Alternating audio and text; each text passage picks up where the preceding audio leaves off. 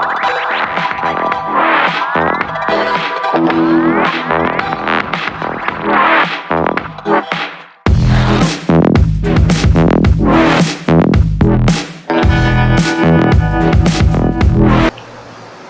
वालेकुम प्यारे बच्चों, आज हम स्टार्ट करेंगे अपने चैप्टर नंबर 2 का लेक्चर नंबर 4। ठीक है बच्चों, लेक्चर नंबर 4 में हम पढ़ेंगे कि जो हमने पुरानी चीज़ें पढ़ी हैं। फ़र्स्ट ऑफ़ ऑल हमने फर्स्ट लेक्चर में पढ़ा था कि किस तरह प्लांट के कौन कौन से पार्ट हैं, कौन सा पार्ट ज़मीन के ऊपर होता है, कौन सा पार्ट ज़मीन के नीचे होता है, और उसके अलावा किस किस पार्ट का क्या फ़ंक्शन है। हमने रूट का फ़ंक्शन पढ़ा, हमने स्टेम का फ़ंक्शन पढ़ा, हमने लीव्स का फंक्शन पढ़ा। उसके बाद हमने जाना कि प्लांट जो है वो खाना भी बनाता है, और सबसे इम्पॉर्टेंट बात हमने जानी कि प्लांट किसकी मदद से खाना बनाता है, सूरज की रोशनी की मदद से खाना बनाता है। ठीक है क्लास, अब ये जो खाना बनाता है उसको ये कहाँ कहाँ यूटिलाइज़ करता है, आज हम पढ़ेंगे वो। ठीक है, यूटिलाइज़ मतलब कहाँ कहाँ उसको यूज़ करता है प्लांट जो खाना बनाता है। ठीक है क्लास, आपको पता है जितने भी जानदार हैं दुनिया में, सबको ज़िंदा रहने के लिए किसकी ज़रूरत है, खाने की। पर क्या जानदार सिर्फ ज़िंदा रहने के लिए खाना खा रहे होते हैं, यानी कि खाना खाने से क्या सिर्फ वो ज़िंदा रहते हैं? नहीं, बल्कि उनमें ग्रोथ भी हो रही होती है, उनमें बढ़ने का अमल भी हो रहा होता है। ऐसी है, एक जो छोटा सा बच्चा है वो खाना खाते खाते बस वो सिर्फ ज़िंदा रहता है? नहीं, बल्कि वो दिन ब दिन बड़ा होता जा रहा है, बड़ा होता जाता है। उसी को हम ग्रोथ बोलते हैं, जो बढ़ने का अमल है, जो दिन ब दिन इंसान के जिस्म में, जिसामत में, वज़न में और आज़ा में जो तब्दीलियाँ आती हैं और उनका जो साइज़, उनका जो वज़न में इजाफ़ा होता है, वो क्या कहलाता है? वो दरअसल ग्रोथ कहलाता है। ठीक है क्लास, ये बात यहाँ तक क्लियर हो गई। आज हम पढ़ेंगे कि पौधा अपने खाने का इस्तेमाल कहाँ कहाँ करता है। ठीक है बच्चों, आपको मैं एक बात बताऊँ, पौधे के जो परमानेंट पार्ट हैं, कुछ पार्ट होते हैं परमानेंट और कुछ पार्ट होते हैं टेम्परेरी। हालाँकि दोनों नेचुरल होते हैं। परमानेंट पार्ट हमेशा रहने वाले पार्ट, टेम्परेरी पार्ट थोड़े वक्त के लिए रहने वाले पार्ट। परमानेंट पार्ट में कौन कौन सा आता है जो हम पढ़ चुके हैं? Stem, roots, leaves. ठीक है, ब्रांचेस भी बोल सकते हैं, जो शाखें होती हैं पत्तों की, पौधों की। ये जो पार्ट्स हैं बच्चों, ये परमानेंट पार्ट्स हैं, यानी कि ये हर हाल में रहते हैं। सही है, लेकिन कुछ पार्ट ऐसे भी हैं जो टेम्परेरी हैं, जैसे कि फ्लावर, जैसे कि फ्रूट। ठीक है, फ्लावर, फ्रूट, ये टेम्परेरी होते हैं। क्यों टेम्परेरी होते हैं? क्योंकि जब पौधा उगता है तो सबसे पहले क्या राइज होती है? स्टेम, देन लीव्स, देन फिर पौधा बड़ा होता है सिर्फ स्टेम और लीव्स के साथ। ठीक है, एट द टाइम जब वो बिल्कुल बहुत बड़ा हो चुका होता है, यानी कि बिल्कुल मैच्योर हो चुका होता है, जब जाके उसमें क्या आता है? फ्लावर आता है। वो भी कितने टाइम के लिए? थोड़े टाइम के लिए आता है।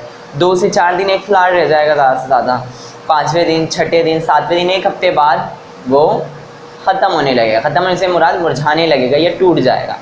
फ्रूट, फ्रूट की बात करते हैं हम।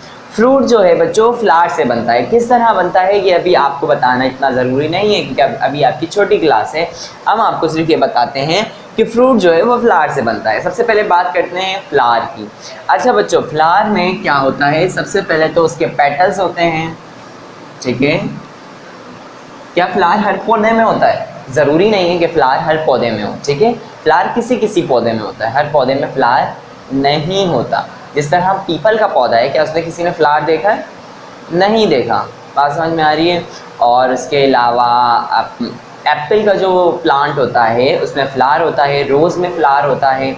अब कुछ प्लांट ऐसे भी हैं जिनमें फ्लावर होते हैं और किसी में फ्लावर नहीं होते।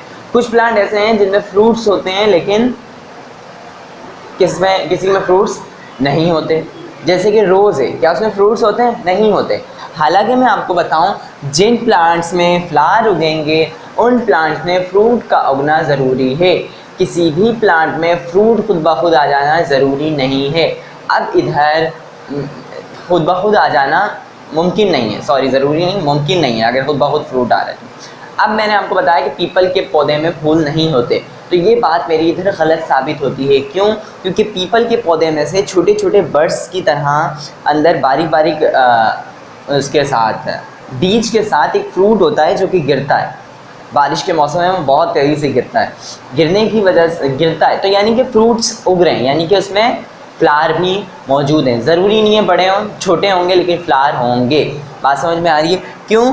क्योंकि बच्चों जो फ्रूट है वही दरअसल किस में कन्वर्ट होता, फ्लावर जो है वही किस में कन्वर्ट होता है, फ्रूट में कन्वर्ट होता है। ठीक है, तो सबसे पहले फ्लावर की बात करते हैं। कुछ पौधों में फ्लावर होते हैं, कुछ में नहीं होते। फ्लावर के पार्ट्स की बात करते हैं। पेटल्स होते हैं सबसे इंपॉर्टेंट पार्ट। अब आपके जो रेड पार्ट होता है रोज़ का, वो क्या है, वो उस फ्लावर के पेटल्स। ठीक है क्लास, समझ में आ गया। और इसके अलावा बहुत सारे पौधों में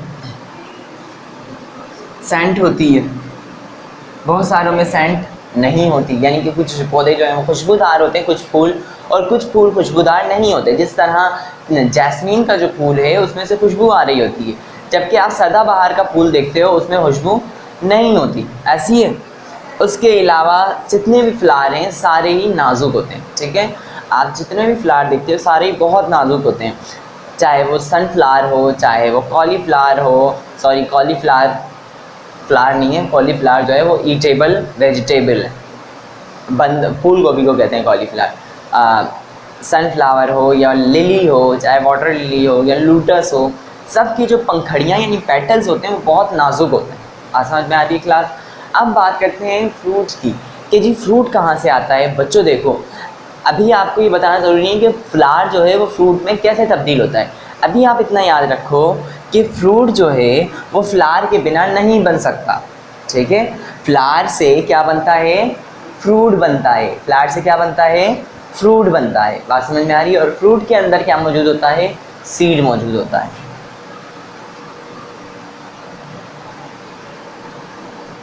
फ्रूट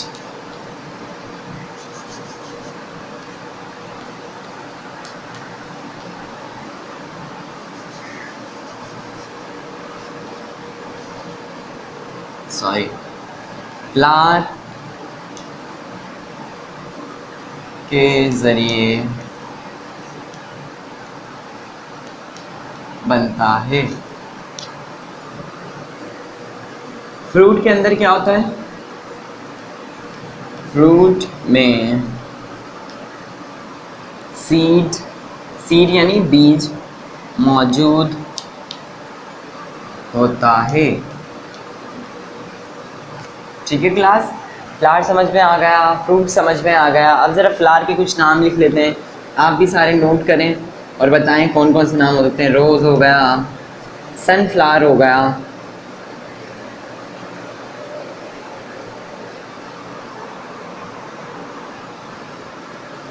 लिली हो गया, लोटस हो गया। ठीक है, अच्छा उसके बाद फ्रूट्स पर आ जाए तो फ्रूट्स में आता है ऑरेंज हो गया, एप्पल हो गया, और गावा हो गया। गावा कहते हैं अमरूद को। ठीक है, और क्या लिखना चाहिए बताएं आप लोग भी, सोचें और कौन से फ्रूट्स के नाम लिख सकते हैं हम इधर। बनाना, पता है आपको बनाना भी फूल से निकलता है क्या? सबने बनाना का फूल देखा है? मैरून कलर का बनाना का फूल होता है और बहुत बड़ा सा फूल होता है। ठीक है, कभी आपका अगर दौरा हो, आप बनाने का दरख्त देखें तो आप उसमें देखिएगा, आपको वहाँ पर फूल भी नज़र आता है। अब ज़रा एक और छोटी सी बात है जो आपको पता होनी चाहिए, वो पढ़ लेते हैं सीड्स के बारे में, कि सीड का क्या काम है। अल्लाह ताला ने फ्रूट के अंदर सीड्स क्यों बनाया है और फ्रूट के अंदर सीड क्यों मौजूद होता है।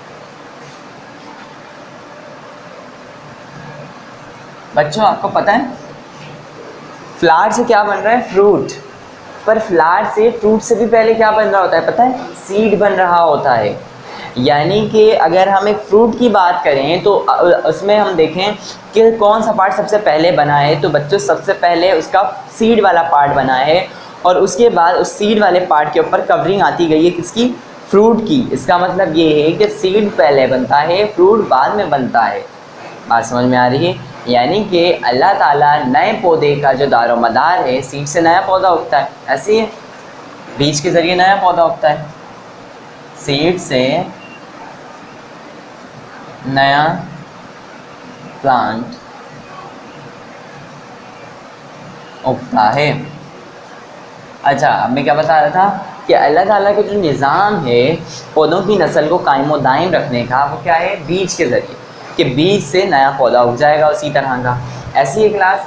तो अल्लाह ताला ने क्या किया, सबसे पहले अल्लाह ताला सीड को वजूद में लाते हैं, सही है। सीड के बाद फिर फ्रूट की कवरिंग आती है। ये बात यहाँ पे समझ में आ गई। प्लांट से फ्रूट बनता है और फ्रूट के अंदर क्या मौजूद होता है, सीड मौजूद होता है। बस इतना आपने याद रखना, सही है। अब अगर कोई आपसे ये पूछा पहले फ्रूट बनता है या पहले सीड बनता है, तो पहले सीड बनता है बाद में फ्रूट बनता है। सिर्फ ये जनरल सी बातें याद रखनी है। किस तरह बनता है इंशाल्लाह आपको बड़ी क्लास में आगे जब आप जाएंगे 3 क्लास में 4th क्लास में, तो वहाँ पे आपको समझाया जाएगा। अभी आपने इतना याद रखना है, आपके लिए काफ़ी।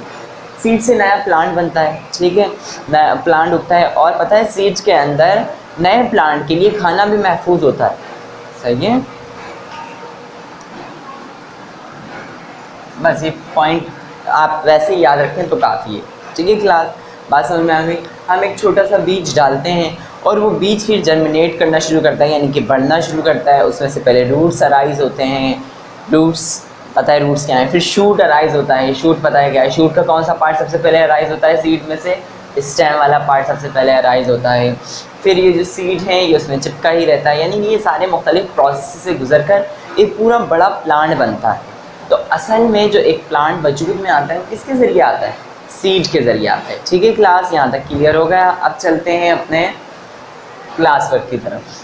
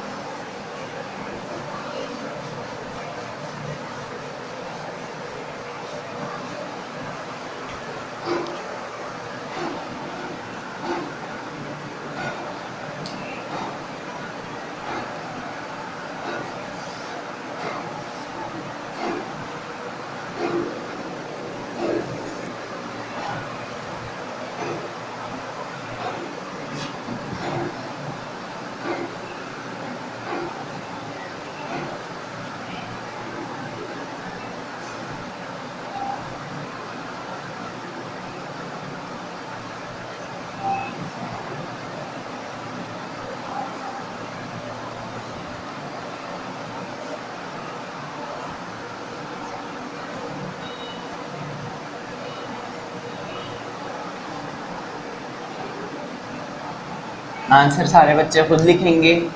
प्लांट का सबसे नाजुक हिस्सा कौन सा है। प्लांट का आपने आंसर में लिखना है, प्लांट का सबसे नाजुक हिस्सा कौन सा की जगह आ जाएगा, फ्लावर है, यानी फूल है, ठीक है।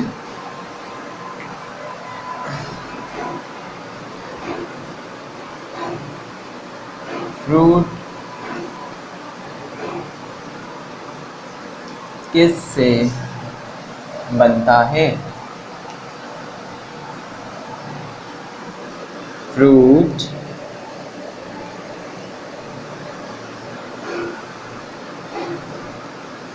फूल से बनता है।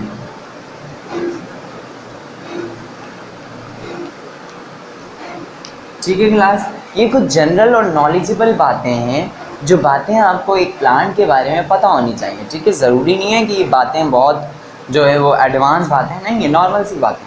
ये बातें आपको और ज़्यादा कब क्लियर होंगी, यानी कि ये फ्रूट का फ्लावर से बनना ये क्या क्या है, कि जब आप इसके बारे में पढ़ोगे किस तरह बनता है, क्या चीज़ ऐसी होती है जिसकी वजह से फ्लावर जो है वो फ्रूट में कन्वर्ट हो जाता है, ठीक है क्लास। और उसके अलावा आपने देखा भी होगा, हम अमरूद देखते हैं, अनार देखते हैं, तो आप उसके एक साइड पे निप पे देखते हो कि वहाँ पर थोड़ी सी खिचड़ी पकी हुई होती है।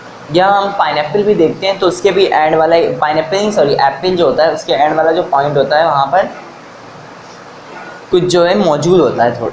वो क्या होता है, वो दरअसल जब फ्लावर फ्रूट में कन्वर्ट हो रहा होता है तो वो जो उसका पिछला हिस्सा होता है वो फ्रूट बनता जाता है। आप ये समझ लो कि ये एक फ्लावर है।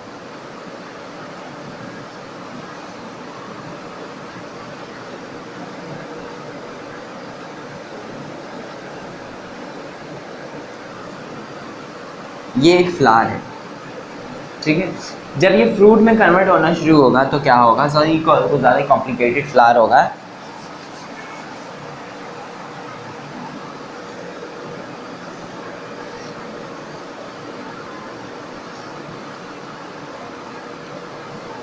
ये फ्लावर है।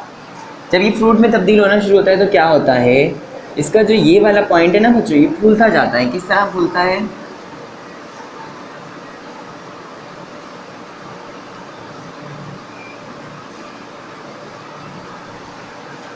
नीचे वाला हिस्सा जो है वो मोटा होता जाता है, फूलता जाता है, स्वेल होता जाता है। क्यों? क्योंकि वो जो प्लांट है वो अब किस में तब्दील होने लगा है? फ्रूट में तब्दील होने लगा है। वो जो फ्लावर है वो फ्रूट में तब्दील होने लगा है। अब फ्लावर का खात्मा हो रहा है और कौन वजूद में आ रहा है? फ्रूट वजूद में आ रहा है। तो फ्लावर जो है बाज़ औक़ात शट डाउन भी हो जाता है और बाज़ औक़ात कोलैप्स होके, यानी कि निचोड़ के, यानी कि सुकड़ के फ्रूट के एंड में आकर जमा हो जाता है। जो मैंने आपको एग्जांपल दी, गावा यानी अमरूद के एंड में भी मौजूद होता है फ्लावर का जो पार्ट होता है छोटा सा, और पोमेग्रेनेट वो जो अनार होता है उसके भी एंड में मौजूद होता है वो, ठीक है। इससे हमें ये पता चलता है कि अच्छा ये जो फ्रूट है इसमें किससे बना है? फ्लावर से बना है। क्यों? क्योंकि उसके टिप पे फ्लावर के कुछ पार्टिकल्स, कुछ पार्ट मौजूद। समझ में आ गई क्लास? ये सारी बातें मैंने आपको समझाने के लिए बताई। ये था हमारा आज का क्लास वर्क। अब चलते हैं होमवर्क की तरफ।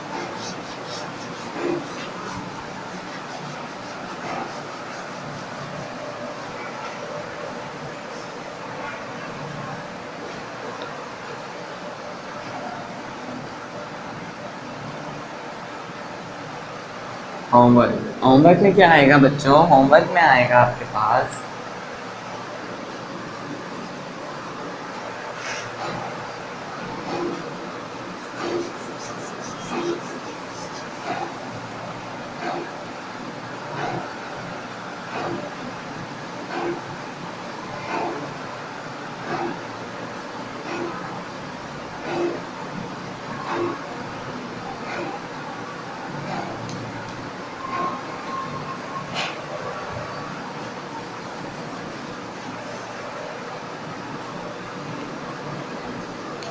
प्लांट कैसे उगता है।